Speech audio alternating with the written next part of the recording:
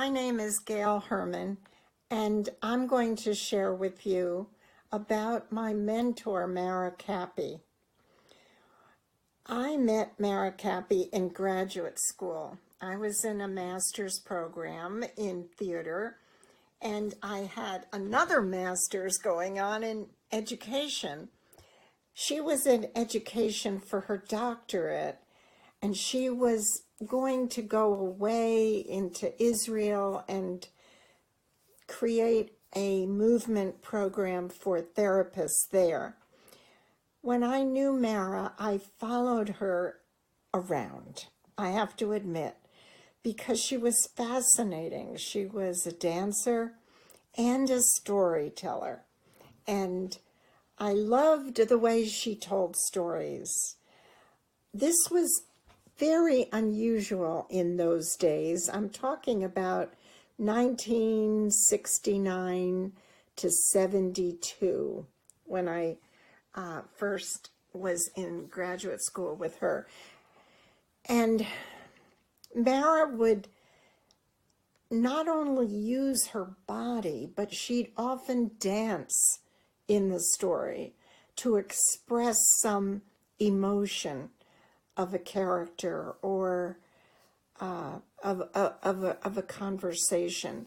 But mostly when she was telling to an audience of adults, she would invite them to participate in the story that she was telling. It was usually a folk tale, often from Ghana. And she would say, "This is how you can participate." She had read about this in, a document of an ethnographer, that people could enter the story whenever they felt they could take it over for a little bit and then give it back to the teller. So she had a system. The person would raise their hand and say, "Storyteller, I was present."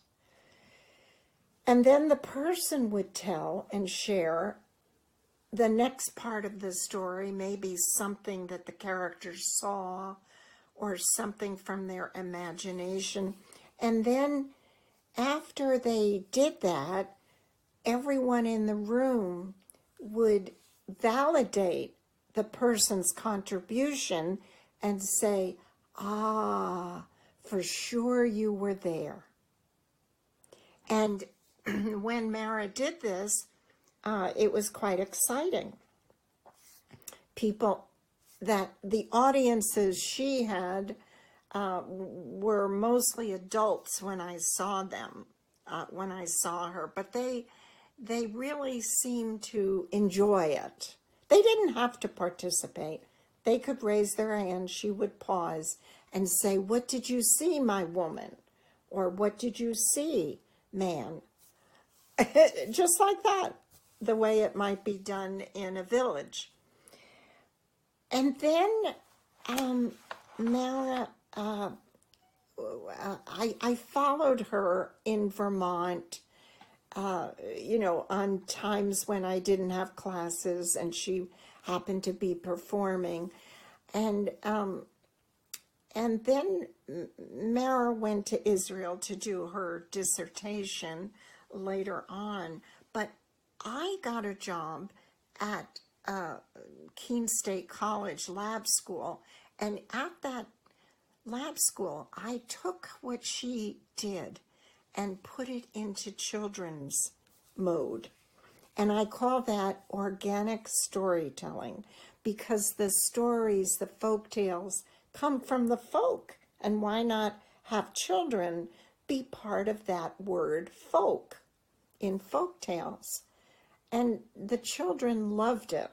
I have a little different way of doing it, but basically it's from Mara and my time with her, both in graduate school and later as we continued to be friends. As a matter of fact, she met her second husband at one of my events at my house, and I'll never forget that.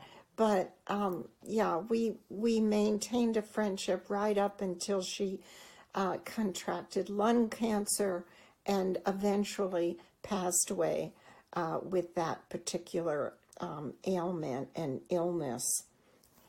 So I'm very glad to be able to share something about the person I consider my dear mentor, Mara Capy. Thank you.